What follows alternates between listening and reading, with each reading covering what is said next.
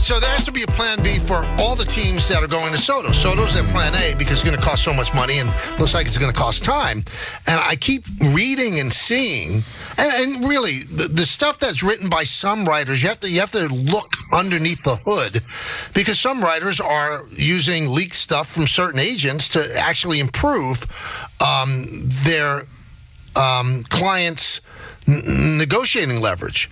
But I keep saying that if the Yankees lose Soto, that one of their plan Bs or their fallback option would be Pete Alonso. And Don, I got to tell you, I appreciate Pete Alonso as a player. He's a good power hitter. He's an okay first baseman. He's not a hack like he used to be, but he's certainly not a great first baseman. Why would the Yankees do that? How is that their plan B? That doesn't make sense to me. A right-handed batter that you're going to have 6 to 7 years for, he's 30 years old. Why would you do that? How does that fit the Yankee game plan with their left field? That's not the move to make. That's not your plan B. Well, also, Michael, for all the reasons the Mets wouldn't want to bring him back is the reason why the Yankees wouldn't sign him. Right. Because he's just not going to be worth the money that you're asking for. And if he does come down to where he becomes affordable, then the Mets will keep him. Right. Because the Mets can see a bonus because they drafted him. He spent his whole career with the Mets. That's not going to mean anything to any of the other teams to be interested in the first baseman. What does that mean to the Yankees? They want to find somebody who's going to be productive for them. Now, will he be productive for them? Sure. But if he drops down to $20 million a year, the Mets will keep him. If he goes north of 30, Michael, the Mets wouldn't want him, and that's the exact reason why the Yankees wouldn't want him. I look at it this way, and you might think I'm crazy. Like, if the Mets get Soto and they're out on Alonso, right. I don't think they're mutually exclusive. Let's just say, for argument's sake, you get Soto, you're out on Alonso, you move Vientos over to third, over to first, and get yourself some third baseman. If it's $20 million, it doesn't make sense for the Yankees. You don't need another right-handed batter. You need balance in your lineup. The Yankee lineup was so unbalanced last year that Austin Wells was hitting cleanup. Josh Chisholm was hitting cleanup. You don't need a right-handed batter between Judge and Stanton. That doesn't make any sense. You go out and you give 2 or 3 years to Christian Walker. Right. He's a much better play for you than Pete Alonso. Or how much would it cost to bring back Rizzo? I don't think they will go that route. But if they were, does that mean? Well, they gave him a $6 million buyout. Right. That instead of the $17 million. If they could get him for $4 million or $10 million, if they think he still has something left, they might do that. No. But I don't think they're going to go that route. There are other ways to go. If you get Soto, might put Ben Rice there. I don't know if that's advisable, but you might go that route. But there's so many ways you could play. When I hear that's plan B, to me that's plan Z. And also, how many years you're going to give the first baseman? I mean, if Alonso came to me and said, we'll take 3 years, I'd think about it. It still doesn't fit. It still doesn't fit. But any He's going to first want at least 6. Because you're going to want to have first base open for Judge. Right. That's why Walker's the best play. He's 33 years old. Yeah. He had a plus 23 OPS. Plus 23 OPS plus. So he's 23. That fits in, yeah. 23% better than the average player. And he's a literal gold glove first baseman. That's your play. You lock him up for 2-3 years, and then Judge moves there for the final 5 years of his contract or final 4 years of his contract. It doesn't make sense to lock into Alonso. Now, if I'm the Yankees, one of my plan Bs, and you'll laugh at me, the Cardinals are cleaning house. Now, he has a no-trade clause. But I've talked with Nolan Arenado. He's a baseball guy. He understands what works, what's important, history of the game.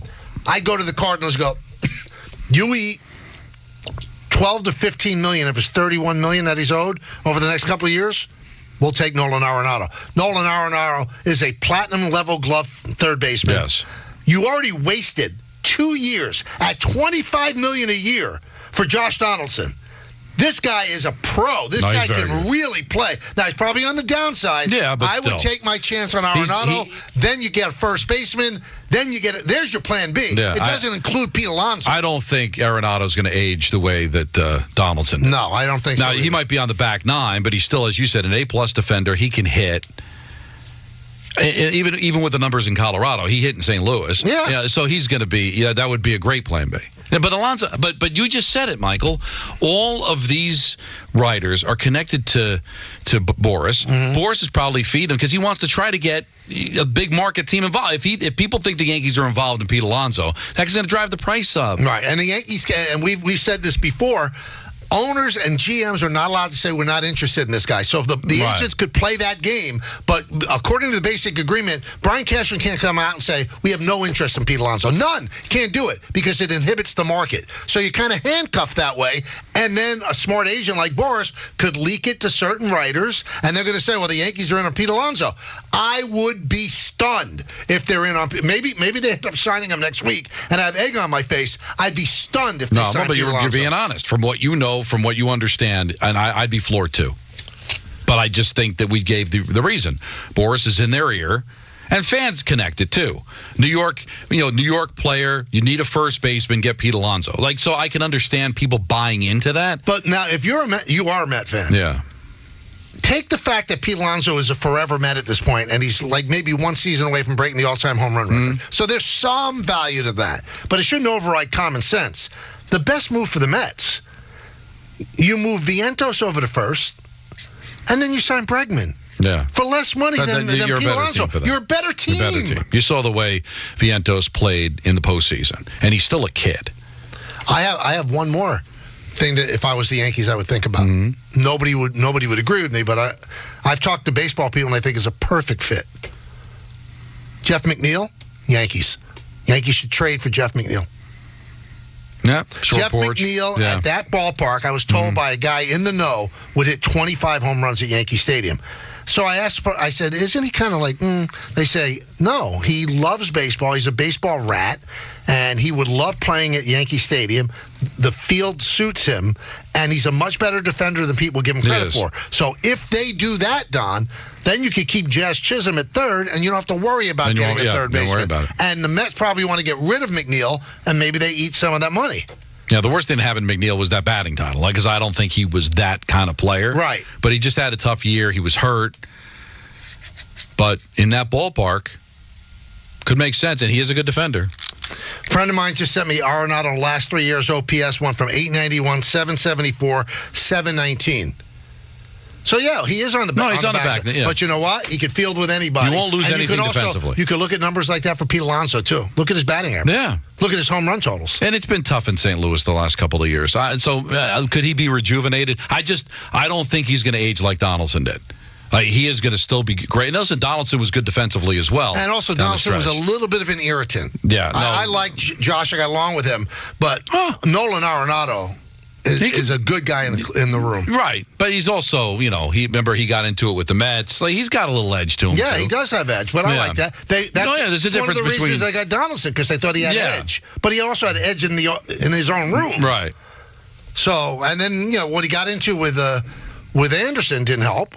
No, that was the Jackie comment. Yeah. So I know there was declining production from Arenado. That guy's a stud baseball player. I would take my chances if the Cardinals eat a lot of the money.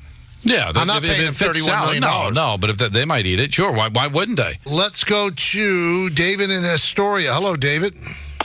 Hi, Michael and Don. Thank you for taking my call. Michael, real quick, before I ask the Soto question, yesterday when you were mentioning the center stage guest, before you mentioned Jerry Seinfeld, the name that popped into my head that I thought you were going to say was Robert De Niro. I was curious if maybe he was like a top 3 or 4. You know what, David? I would not want him on the show. Not that I don't. I think he's a otherworldly actor. He's a terrible interview. No, he's not good. If you've ever seen him on any talk shows, he doesn't speak well off the cuff. So no, that would be one of the last people I'd want on. Really? Oh, okay. Yeah. I'm surprised. I didn't realize that. Okay, thank you. So my question, you guys have touched on it a little bit. I have two scenarios. If the Yankees re-sign Soto, I'm assuming first base is probably Rice and LeMahieu, and second base is, a battle between Peraza and Caleb Durbin. If they don't re-sign Soto, I'm hoping, you mentioned, I'd like to see us sign Christian Walker at first base, maybe Bregman or Adames at third base, and then in the outfield, some combination of like Max Kepler, Tyler O'Neill, Michael Conforto, something like that. I think that you're leaving out Santander. I think they would love Santander. Well, I just feel like if you get Bregman and Walker, maybe you can't afford Santander as well. But would you want Bregman, David? I mean, he's 30. He's going to want like a 6 or 7 year deal. Do you want to get into another one of those deals? Not that long. I was hoping more for like 4 or 5 years if you can get him for that. But then if you go 6 years, what about Willie Adames and move him to third? But move him to third. He's only 29. I like Willie Adames a lot, like a guy like that. But my question is, if you say they could get those kind of players, is the team stronger signing Soto and going with, the Rices and the Durbins, or is it stronger when you fill in, if you are able to get a Walker, a Bregman, and a Adames, and maybe, like I said, Conforto and O'Neill to platoon in the outfield? It's a great question, and I don't know if I have a perfect answer for you, David, because right now the Yankees have a lot of potholes they have to fill. Think of it like that. Mm-hmm. But if you lose Soto, you've created a crater that you have to fill. You have to somehow make up those numbers, and also from the left side of the batter's box. So I think I don't know if a combination of DJ and Ben Rice, even with those other people that you fill in, I don't know if that makes up for Soto. I mean, there are ways to make up for Soto, and I understand what people are saying. You can get 3 players for the price of the one, but the one is so special offensively. Because I'm not buying into the fact he's a good defender, despite him being a Final 3 in the Gold Glove. I watch him every day. He's not a plus defender. No, he's not. He's got a very good arm, doesn't track the ball well, especially going back. Now, maybe that's something he can improve on. Mm-hmm. He's only 26, but he's otherworldly as a hitter. That's hard to make up. He's a special hitter, works counts, he can change the game. Let's go to Will in Roxbury. Will. Hey, Michael. I heard you saying before that the Yankees' 2 plans are either Soto or get 3 other good players. And in either situation, I don't think they're good enough. Is there any chance they add Soto and another bat? Yeah, absolutely there is. Absolutely. I don't think it's going to be a big bat like a Bregman. I don't know if Santander would fall under that. But you don't think I think they need a big bat, no? Well, I mean, you're going to lose Rizzo, and you're going to lose Verdugo. Yeah. But, I mean, would you have considered them big bats the way they performed this year? And the Yankees still got to the World Series, so I don't know if you need a massive bat. It just felt like they were miles apart from the Dodgers. No, but I think Don might lean more toward you, Will. They weren't miles apart. They lost in 5 games. They should have won Game 1. They should have won Game 5. So that's not miles apart. Can I sit here and go, the Dodgers might have been better? Yeah. But miles apart? They were blink away from going to L.A. up 5-2. First of all, you should be 3-2. You shouldn't be building your team to be better than the Dodgers. They're not even in the league you're in. You got to get through the 162 games, and maybe the Dodgers aren't there by the time you get to the World Series. But I will say this, Michael, the Dodgers might be better next year because they'll have their starting rotation. So will they be better with Glass now healthy?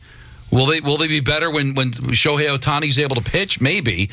But what I'd be concerned about, Michael, is, all right, what are you going to do? What if the Blue Jays sign him?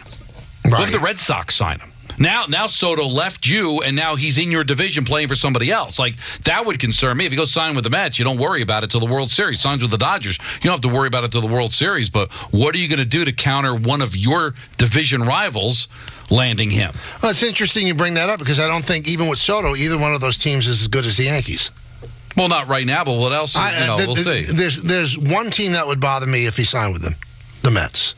Because right across town, you're going to watch this guy for the next 15 years. For that if he goes to the Dodgers, so what? But from a competitive standpoint, they really should be so what for the Mets, too, as far as like competition. Yeah, but you don't have to worry about it till the World Series. Somewhere along the lines, Don, like probably in the next collective bargaining agreement, which ends in like 3 years, I think the Mets and the Yankees are going to be in the same division. They're going to realign everything. Too. But during the length of that contract, you may be right. Yeah. That would be interesting. I think we're leaning toward. Well, why are we keeping other than a tradition? It's just a tradition. There's no reason for it anymore. It doesn't make sense not to have the Yankees, the Mets, the Phillies, the Nationals. I mean, look at the travel. Because I'm going to tell you, you may disagree with this because you're so close to it, Michael, is baseball's going to have an issue with all of these wild card teams sneaking in and making runs to the World Series. You may get to a point where you might need to create interest in the regular season. With only where you can mail in the first month of the year like the Mets did and still end up being one of the best teams in baseball at the end. So you're not going to want to do what the NBA did and have an in-season tournament.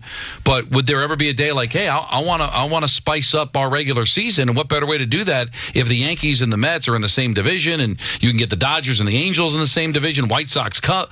I could see that day coming pretty soon. It could. I think they will maneuver a lot of things. I think there'll be expansion for 2 teams, and it's going to be 2 leagues, different leagues than we know, of 16 teams, and 4 divisions of 4 teams. Right. And there'll be a wild card out of each division. Now, the question is, do you do it football where you separated the markets like they do in the NFL with the Jets and Giants being in different conferences, or do you do what the NHL and the NBA did and geographically put all of the divisions together? You could do that. What I would do too, and I know that it's popular. You wonder why viewership in the World Series has gone down. All this World Series was very well viewed. And why the All-Star games mean nothing, I would have 2 separate leagues, and I would not have interleague play that much. I just wouldn't, if at all.